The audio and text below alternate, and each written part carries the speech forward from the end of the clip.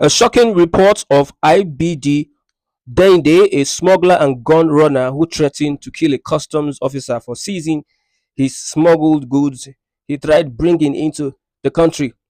The video has gone viral. It is said that the so-called IBD Dende, who is accused of smuggling goods into the country, is friends with President Bola Ahmed Tinubu, the Inspector General of Police Egbetokun, Senator Adiola Adeniyi, and the Controller General of Customs. According to Fishayo Shiombo, an investigative journalist, he said smuggler and gun runner IBD Dende is friends with Kayode Egbetokun, the Inspector General of Police. They are both from Yewa in Ogun State. IBD Dende is friends with President Bola Ahmed Tinubu. He was on the presidential train to the COP28 climate summit in Dubai. IBD Dende is friends with Bashir Adiwali Adeni, the Controller General of Nigeria Customs Service. He was indeed influential in Adeni's emergence as CGC. Make of this whatever you want, or you probably want me to say it, and I will. Nigeria's insecurity challenges aren't ending anytime soon as long as smugglers of arms and ammunition are backed by the nation's highest security officers. It is a shame. IBD Dende is a typical criminal smuggler connected with top men in government and customs. He does dirty deals for those in power. The said man threatened the life of a customs officer for doing his job and called his boss to order him to release his goods despite the ban on importation of the said commodity by the President Bola Ahmed Tinubu. The report was done by investigative journalist Fisayo Chiombo, who alleged that the Controller of Customs, Inspector General of Police, and the President are fully aware of IBD Dende's criminal activities. This, however, implies that he may be working for them. The administration of Tinubu banned importation of rice but flouts the same law by working with known criminals, gun runners, and smugglers. What a tragedy! Just like a government which says stealing is bad, but at the same time, they are the ones that carry out the stealing. If I may ask, how would a thief judge another thief? It is impossible. Nigerians are now placing demands on President Bola Ahmed Tinubu to ask the CG of Customs that he should step aside and allow investigations into the revelation made by IBD Dende and also sanction and arrest Dende and all corrupt custom officers in his chain. It is said that if any of the above is not done within 48 hours, let the borders of Nigeria be thrown open for all Nigerians to do their transactions. There's no need to put a ban on importation of the said commodity that the federal government is allowing some criminals to take into the country. Another is that the Controller General of Customs should tell Nigerians what happened to the guns smuggled into Nigeria by IBD Dende in the third quarter of 2022, some 6 months before the presidential election. Did they burn or destroy them, or did they sell to the public for 10,000 naira as they recently did with the rice they seized? Nigerians like to know, despite various crime allegations on government agencies perpetrated in the full glare of the public, the same government agencies would expect Nigerians to believe that they should be recognized as legal institutions. After everything the investigative journalist Fisayo Soyombo revealed to Nigerians. So far, so good. DSS have been quiet, the police have been quiet, customs have been quiet, even the Nigerian army have also been quiet. These are interesting times that we live in. Note that this guy Dende has been arrested several times, and many customs officers have lost their lives in the course of that and afterwards. He will still find his way back. People in Lagos and Ogun are familiar with this, as we have the likes of IBD Dende in the southwest, so do we have bigger ones in the north. One Mangal is alleged to be the biggest up north. He's been in the business for decades, and people in authority are his friends.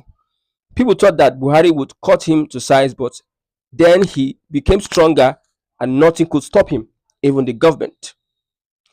We are aware that the government aids and perpetrates crimes. Whatever crime you see in the country, the government must have been a masterminder. There's nothing happening in the country that the government does not know about, or the government does not have a direct or indirect hand in it. This revelation, let's see how the Tinubu government will take it, the investigations that will come out of it, like they are doing with the Bureau de Change, naming names, sanctioning people. I hope the humanitarian affairs minister. That is the lady that was fingered in 3 billion naira scandal. We have not heard names. We have not seen somebody go to court. There's no prosecution. Everybody just left in the dark. Or are they allowing the case to just die a natural death and forget and let Nigerians forget about it? We have not forgotten about it. Just that Nigerians have lost hope in the country. They are being forced to pay allegiance to the country called Nigeria. Looking at all this, do you expect a Nigerian to still believe in the country when the highest point of authority is being fingered in criminal cases? Somebody sets a law and the same person is the one that breaks that law.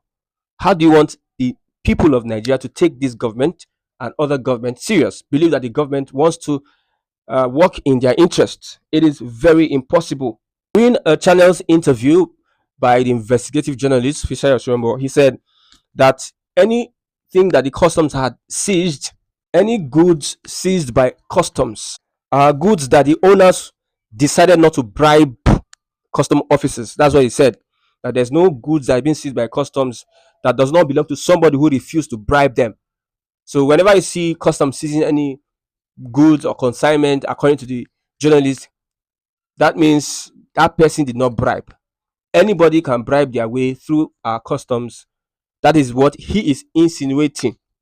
People can bring in anything so far you have your cash to bribe and you know some persons in authority. That is the standard for bringing in illegal goods. The government creates a loophole whereby people can access them, bribe them, and bring in contraband products. But they come to the media to tell us that yes, we have banned so thing, and anybody that is caught will face the full wrath of the law. Whereby or whereas the government are the ones really perpetrating these crimes. When you look at the said guy IBD day, you see him with the inspector general of police at functions. You see him with the president. You see him with Kwamwan. You see him with different persons. Are you going to tell me that these persons, these people, these his friends don't know what he does? They are all the same. They do the same thing. They know themselves. They know the people that are causing havoc, that are destroying the economy. They know these people, but they seem to go after persons that might not be in their league. That is the reality of the Nigeria that we have and we are seeing today. People are tired of when you see such stories and the government keeps quiet and they try to put in bring in propaganda or try to find a way to filter down the report or pay bloggers to just carry a campaign like what happened with Better Edu. Some people now came out and started protesting that she has done a lot, wanting to divert the attention of Nigerians on the crime committed by a minister. They will want to carry all sort of propaganda. You know that the APC, it is being alleged that they are the masters of propaganda. So I hope that this time the government will try and restore faith the Nigerian people should have in its agencies. If not, the country is getting destroyed from inside, and it will just get to one day that things will get out of hand and the country will explode. Look at what Gani Adam said, that if you don't restructure Nigeria, it will divide. Tinubu got into power and he brought in his people, mostly from Southwest, dominated all positions in the government. That is the same way Buhari did. He appointed mostly Fulani or the Hausa people from the north in his government. If it were to be restructuring, would have had equitable representation from different regions. Probably regions will go and take care of themselves. Imagine the people that are making the law are the ones breaking the law. Who is going to persecute them? Who is going to prosecute them? Who is going to take them to court? Who is going to investigate them? Can one investigate himself and come out with a report that is transparent, fair, and just? I will end by saying, at the height of it, if IBD Dende was an Igbo man or from the southeast, I think the case will be different. The government will know what to do. He will be arrested, prosecuted, and taken to court. But you can see when we live in a country whereby injustice prevails and the government is expecting Nigerians to believe in that country and believe that things will get better, when you create avenue for injustice, inequality, and unfairness. Another example is a religious leader, an Islamic sheikh or cleric, called for the head of the wife to the president, that's the first lady, said that she should be killed. Nothing happened to him. All that was needed for him is to apologize and we'll move on. But an Igbo chief, Ezendiwe in Lagos, said he was going to call his brothers, IPOB, to come into Lagos and defend the business interests of the Southeasterners. The guy was arrested, was taken to court, and he is in prison. When people in a country look at these two instances, one will wonder whether the country is meant for some persons.